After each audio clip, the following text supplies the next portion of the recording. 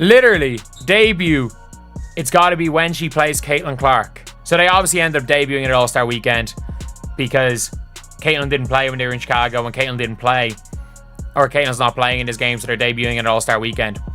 The plan was to literally go and use Caitlin Clark for the launch of it. And I'm like, Angel Reese walked into the spotlight with the confidence of someone expecting a red carpet welcome, only to realize the carpet had been rolled up and stored away with the rest of the props from her failed marketing campaign. And the best part? She genuinely believed she could manufacture the same magic that Caitlin Clark creates effortlessly, not through talent, not through genuine draw, but through proximity to greatness. We shall never know peace. At least when it comes to the WNBA space. It was this ad that Angel put out, and I don't know if this is part of a larger campaign where it's going to be similar themes in similar places, but because of where the WNBA All-Star Game is, and because of who plays on the Indiana Fever in the home city of the WNBA All-Star Game, it's going to raise some eyebrows, let's say. The 2025 WNBA All-Star Game was supposed to be Angel Reese's moment to shine. She had it all planned out. Launch her Reebok signature shoe, unleash her I'm in Your City campaign right in Caitlin Clark's hometown of Indianapolis, and bask in the glow of what she thought would be record-breaking viewership and shoe sales. Instead, what she got was a masterclass in why you can't manufacture star power, and why banking your entire marketing strategy on someone else's star is a recipe for disaster. Angel, me bound, prayer, Reese. You only relevant because you keep bringing up my precious CC. You want to pull up with your Billboard Reebok ad in Indiana talking about you in her trap. Man, stop it. You out of there. You hear me? My precious CC don't be in no trap. Real talk. You hear me? At the end of the day, she don't do those type of things. Yes. You hear me? Don't put that with her name at the end of the day. If you be in a trap, that's your business. You hear me? Whatever the case may be, that ain't nothing to be proud of. Let's talk about the elephant in the room. Angel Reese's signature shoe with Reebok. The Angel Reese one, unveiled in two colorways, Diamond Dust and Me Bounds, was positioned as the next big thing in women's basketball footwear. Reebok and Reese made a massive push around the All-Star Game, timing the Me Bounds release perfectly for maximum exposure. The problem? The exposure came at exactly the wrong time. it's one of those things where it's like it's very clear that one side is absolutely trying to milk whatever rivalry there is. Whatever rivalry there is, it is one side trying to do everything they can to keep it together, because that is where they're going to be at their most relevant. Reese had built her entire marketing strategy around one fundamental miscalculation: that Caitlin Clark's presence at the All-Star Game would translate into massive viewership, which would then translate into shoe sales. She thought she could ride the Caitlin Clark wave, not by being better, not by creating her own compelling narrative, but simply by being in the same arena when Clark was expected to light up the scoreboard. But there is the part of me that's like, is this really necessary? And shouldn't Angel Reese be able to market herself at this point without invoking or even, insinuating some sort of attachment to Caitlin Clark? Because if I'm being honest about it, people say that moment, and that moment was huge. It will live forever. That moment will live forever. But Caitlin Clark was on this trajectory already. And if anyone has benefited more from the attachment, at least from an attention standpoint, it's been Angel. But here's where it gets delicious. Clark got injured. A groin injury suffered just days before the All-Star Game meant that the league's biggest draw, the person whose mere presence could turn a Tuesday night game in Wisconsin into must-see television, would be sitting on the bench in street clothes.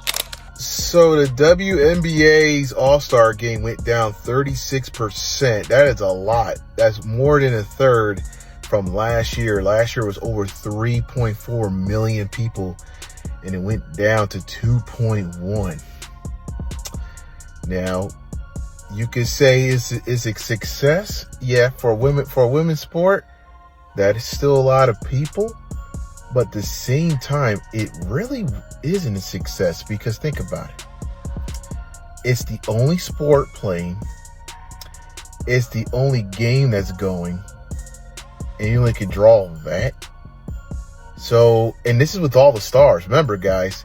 If you are enjoying, please subscribe. The numbers don't lie, and they tell a story more brutal than any scripted drama. The 2024 WNBA All-Star Game, featuring Caitlin Clark, drew a record-breaking 3.44 million viewers. It was appointment television, the kind of cultural moment that transcends sports and becomes water cooler conversation for days. Fast forward to 2025. Without Clark playing, the All-Star Game plummeted to 2.19 million viewers, a devastating 36% drop. But here's the kicker. That wasn't just any 36% drop. That was a 36% drop in Clark's own hometown during an event specifically designed to capitalize on her drawing power. But the WNBA All-Star Game ratings have come out, and all I could think of right off the bat was 4 little letters. F-A-F-O. F around and find out. You bleep around and find out what this league looks like without Caitlin Clark being involved in your biggest events. Kathy Engelbert, this should be a perfect example of why you need to get your officiating cleaned up and you need to have a talk with your players in the league. Angel Reese watched her marketing strategy crumble in real time. The tickets that were supposed to be hot commodities, they crashed 48% in value the moment Clark was ruled out, dropping from $121 to just $64. Even the secondary market couldn't save her. Fans simply weren't interested in paying premium prices to watch an all-star game without the league's biggest star. Nothing epitomized the tone deafness of Reese's marketing approach quite like her "I'm in your city" campaign. The audacity was breathtaking, launching a territorial takeover campaign in Indianapolis, literally Caitlin Clark's hometown, while Clark was injured and couldn't even play. WNBA All-Star Weekend is supposed to be the star of all stars. All the big dogs is out. Asia Wilson, Sabrina Ionescu, Brianna Stewart, everybody's out. The big dogs are out. You got the rookie, you got Angel Reese, Miss Me Too. All of the stars are here. And look at this news. The get-in price for the WNBA All-Star Game in Indianapolis has dropped 48% from $121 to just $64 after news broke that Caitlin Clark won't be playing. The campaign featured billboards, social media pushes, and messaging that screamed territorial dominance. Reese even posted Instagram videos captioned, "I'm in your city," with promotional content titled, "Walk in your trap, take over your trap." The problem? When you're trying to take over someone's city, but that someone isn't even there to defend it, you just look opportunistic and, frankly, desperate. Fans saw right through it. Social media exploded with criticism, with one user tweeting, "She can't even promote her own shoe without using Caitlin Clark." Another pointed out, "There are more photographers than fans, LOL." The entire campaign reeked of someone trying to claim victory by default, like showing up to a race after your competition got injured and then celebrating like you won fairly. You can barely dribble. You miss layups on purpose, and they record them as me-bounds, rebounds. You be stat padding. You don't elevate your players. You went to a stacked LSU team. You hear me? My precious CC owns you. You want to know the record? She is 5-2 against you. You beat her in college one time. That championship. But what happened to the year after that? She sent you home. You hear me? And waved to your coach. You hear me? At the end of the day. Let's put this in perspective. Angel Reese had everything going for her that weekend. She was in Indianapolis, supposedly taking over the city. She had her signature shoe launching. She had billboards and social media campaigns. She even had the home team advantage, with the All-Star Game literally being played in what she was calling her city for the weekend. And still, nobody cared. The WNBA tried to spin the numbers positively, comparing 2025's viewership to 2023's 850,000 viewers, conveniently skipping over 2024's Clark-driven record, but everyone saw through that PR move. The league was essentially admitting that without Clark, they were back to pre-phenomenon levels of interest. Even more damning, the three-point contest and skills challenge on Friday night drew 1.32 million viewers, a 90% increase from the previous year. But here's the thing. That increase wasn't because of Angel Reese or anyone else. It was still the residual Caitlin Clark effect, people tuning in hoping to catch a glimpse of the superstar who had transformed the league.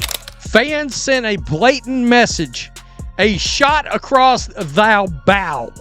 All right? And your ship, well, without Caitlin Clark, the WNBA and all their pay us what you owe us action, that action will sink. That action will sink. Woo! WNBA All-Star Game sees ratings drop without Caitlin Clark, and it's ugly. It's real ugly. Who is this? Angel Reese's fundamental miscalculation wasn't just about timing, it was about understanding what actually drives consumer interest. She looked at Caitlin Clark's shoe deals and thought, I can do that too. She saw Clark's Nike Kobe 5 Protro sell out in minutes, with resale prices hitting $600 for a $190 shoe, and thought the same thing would happen for her. But here's what she missed. Clark shoes don't sell because they're Clark shoes. They sell because Clark has created a genuine connection with fans through her play, her personality, and her authenticity. When Clark signed her 8-year, $28 million Nike deal, it wasn't just about the money, it was about a brand recognizing a once-in-a-generation talent who could genuinely move the needle. Industry insiders predict Clark's signature shoe, launching in 2026, could become a $100 to $150 million business. That's not hype. That's based on actual demand demonstrated through years of sold-out arenas, record-breaking viewership, and genuine fan engagement. Compare that to Angel Reese's shoe launch during All-Star Weekend, crickets. The Angel Reese one was unveiled to a world that was largely indifferent, promoted through a campaign that looked more desperate than confident. There's no comparison between y'all two. You hear me? And she has a $28 million Nike deal. Nike is better than Reebok last time I checked. And Angel, me bound pray up Reese. Last time I checked, you said Indianapolis was racist and they was dangerous. Why did you show up? Because you could have just watched from the crib. You hear me? So let me tell you this. Please stop associating my precious Cece with the trap. She don't know what a trap is. At the end of the day, she might know what a rat trap or mouse trap is, okay? But anything else other than that, please do not. No, we not gonna do that. Even Reebok seemed to understand the problem. In the Netflix series Power Moves with Shaquille O'Neal, the basketball legend was caught on camera discussing how Reese needed to be dressed in Reebok when she played Clark, essentially acknowledging that the brand needed to capitalize on Clark's draw. The strategy wasn't about building Reese's individual brand, it was about riding Clark's coattails. This created a humiliating situation for Reese. Even her own sponsors were admitting that she needed Caitlin Clark to be relevant.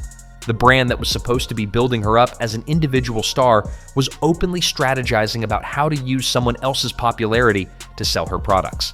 By Sunday night, after the All-Star festivities wrapped up, Angel Reese posted a telling message on social media. This was the most fun I've had in a while because of the players. Shout out to y'all, back to the regularly scheduled program.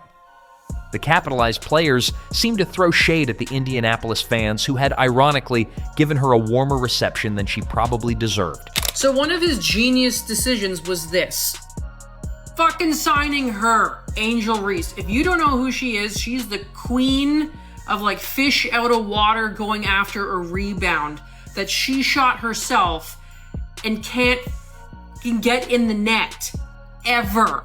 She reminds me of a 3-year-old shooting on those little kids' nets and throwing the ball and just completely missing the mark and like scampering back to get the ball and then shooting again real fast and it just doesn't come anywhere near the hoop. That is, if you haven't seen her play, that's what it is. Put that image here, that is her. But the damage was done.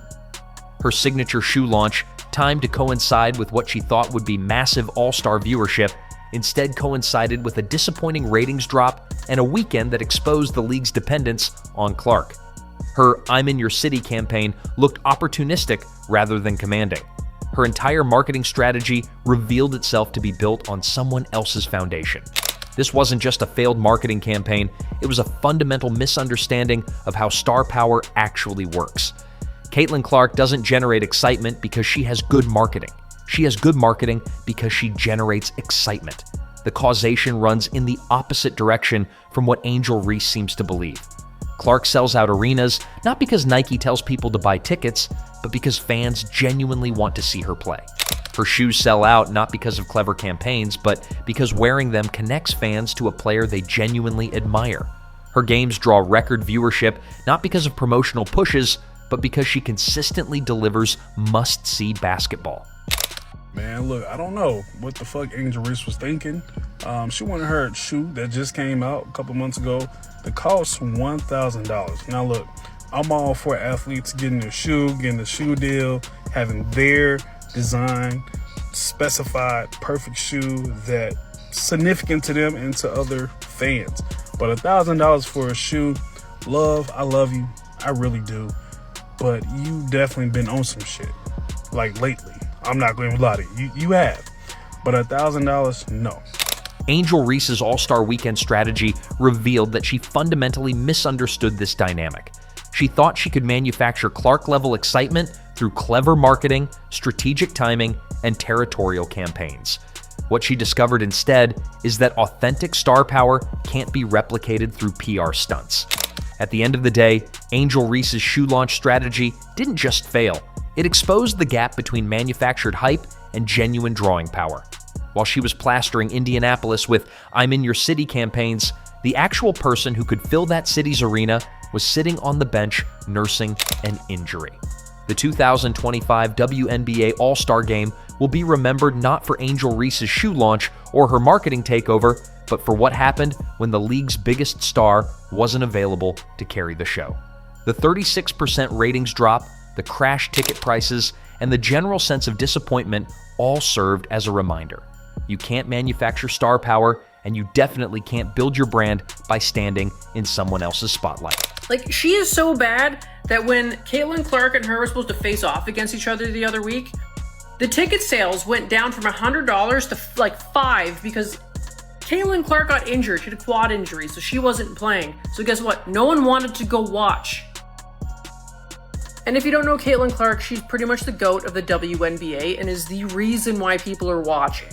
No one watches you, Angel Reese. No one watches you. The only thing that I enjoy watching is all the clips on TikTok of you just countlessly just missing every shot that you take. Angel Reese learned the hard way that trying to use Caitlin Clark's star power to sell her own products isn't just ineffective, it's transparently desperate. And in a league where authenticity and genuine connection with fans matter more than ever, desperate is the last thing you want to be. The scoreboards don't lie, the ratings don't lie, the ticket sales don't lie. And sometimes the most honest assessment comes not from what happened, but from what didn't happen when the person everyone actually came to see wasn't there to deliver. Angel Reese will never be Caitlin Clark, and this All-Star Weekend proved that trying to be her, or even trying to profit from being near her, is a strategy doomed to fail. Some lessons are learned on the court, others are learned in the marketplace. This one was learned in front of millions of people who tuned out when the real star couldn't perform.